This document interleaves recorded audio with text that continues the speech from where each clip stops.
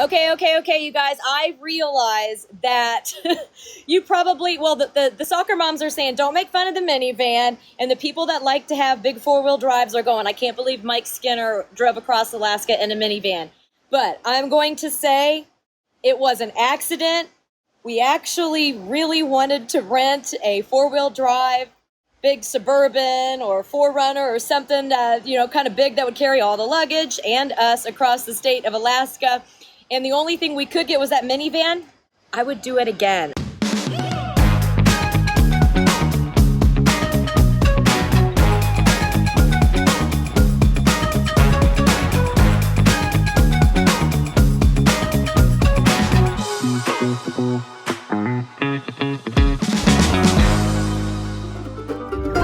Oh shit, the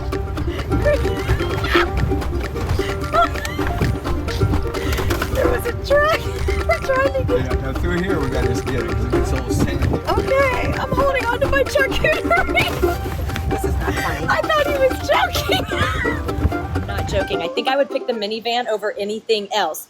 Except for that little hold on to your charcuterie scene that Chris decided to go Baja racing, trying to get to Martin Booser's place in Big Lake. Besides that, we didn't really need four-wheel drive in the middle of summer in Alaska. So hope you guys enjoyed that little joke and that little play on the fact that we didn't want a minivan, but in the end, turned out to be okay. I really wanted this video to be more about what I learned while in Alaska. I got this thing of wine here, and I had to drink it to calm myself down from the bill that I got from the rental car company. So when I originally called Chris and Debbie and said, wouldn't it be cool if we got off the ship in Whittier and then drove up to Fairbanks and did our own interior? I had read a lot about interior tours that you can go on. They're, one, very expensive. Two, it's a little bit more regiment than I wanted to do. You've got to be outside the bus or waiting with your luggage at 5 a.m. And I think it's great for people that are by themselves and maybe they want to they don't want to have to plan a lot ahead. I totally understand it. For me, it just wasn't the route that I wanted to go. So I hope that if you can get a chance to watch all of my Alaska videos from summer of 2022 on this channel, you will kind of get a feel of, one, how easy it is to get around Alaska, how much fun it is. And not every room's going to be the Ritz-Carlton, but in the end, it turned out, in my mind, or at least in my thoughts, to be a more relaxing vacation. And I didn't feel like I was getting cattle called all the time. We had to rent a car, right? Whenever you decide that you're going to do your own tour and you're not going to do the tour bus or the train. I will say the train looked a lot of fun. So for those of you that like trains, if you get the opportunity to do an interior of Alaska by train, I do want to do that, but I will combine it with my own car afterwards. So another little tip I'm throwing in there for you guys, because the trains were very nice in Alaska. Here comes the day when Debbie decided she would get us a rental car. Originally, Mike and I wanted to rent an RV. I mean, we do a show called RV Roundup. Why not, right? I couldn't get one.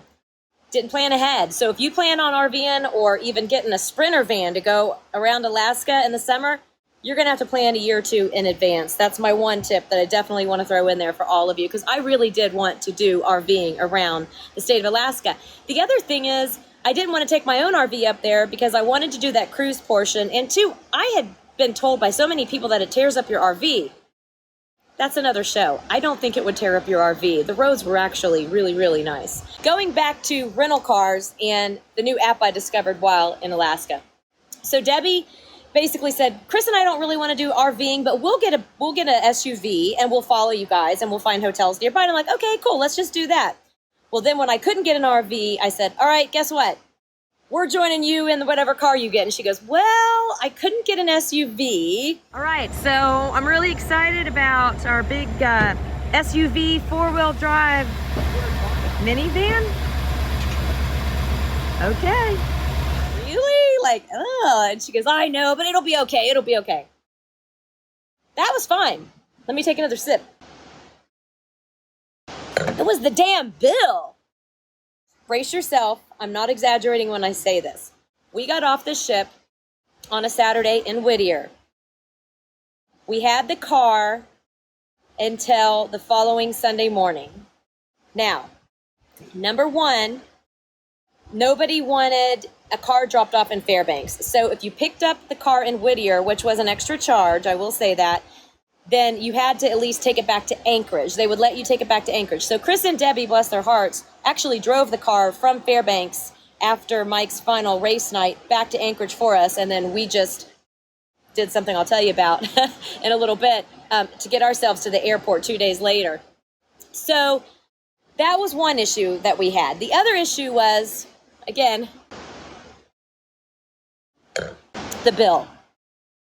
Okay, I was thinking $1,200, maybe $1,500, and we'll split it. That's not too bad, right? Plus all the gas. $3,800. I'm not joking.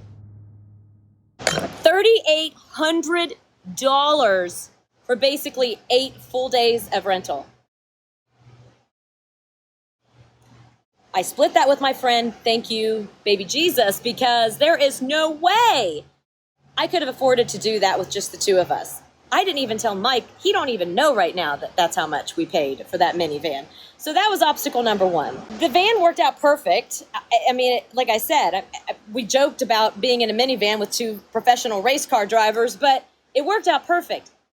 When we got to Fairbanks, which was the final leg of our trip, the final few days, Mike had to do an autograph session at a car dealership.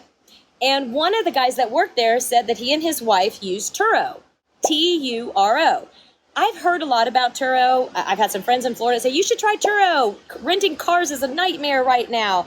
And I'm like, I don't know. Renting somebody else's car, you never know what you're going to get and how you do with insurance. And I don't know about that. I don't think I'm interested. So I just didn't even look into it. Like a fool, we should have. I talked to the gentleman in Fairbanks, Alaska that does Turo, and he said that because of COVID in the last 2 years, it's really hard to rent a car in Alaska. No joke. It's very expensive. No joke. And you can't get what you want. No joke. So he taught me so much about this app and actually convinced me that I could do this in the future anywhere in the United States. So you download the Turo app on your phone. The really cool thing about Turo is it is less expensive than renting a car. It is still a little pricey, but not nearly as bad as what the car rental is in the state of Alaska. And you can have a conversation with the owner. So if, in our case, we didn't want to have to go all the way back to Anchorage and Chris and Debbie had to leave at 4 a.m., they could have said, would you take the car back to Anchorage for us? Or can we just leave it in Fairbanks and you take it back? Or so the owners kind of worked together, or they said we could have dropped the car in Anchorage. They would have actually driven down, picked it up, and brought it back to their lot. So there's a lot more flexibility. You just have to communicate with the car owner. Number 2, you can actually see the car before you get in and read reviews. So it's not like you're getting into some really weird car and you don't know what it looks like. You can look at pictures before you actually book it. You can communicate with the owner of the car. If you need to change plans, you can do that through the app, or you can exchange, text numbers. Payment was very easy. Getting set up on the app was very easy. And at the end, they ask you to rate the vehicle to help them get it booked and more. So, end and all, is that a word? I've drank a lot of wine because of that damn $3,800 bill. It really probably would have been a much better way for us to go. Turo, get the Turo app, research before you do rental cars, especially if you're in Alaska or anything remote, and communicate with the owner to try to get the best vacation that you can get. Hope you guys have enjoyed this edition of RV Skinner Roundup.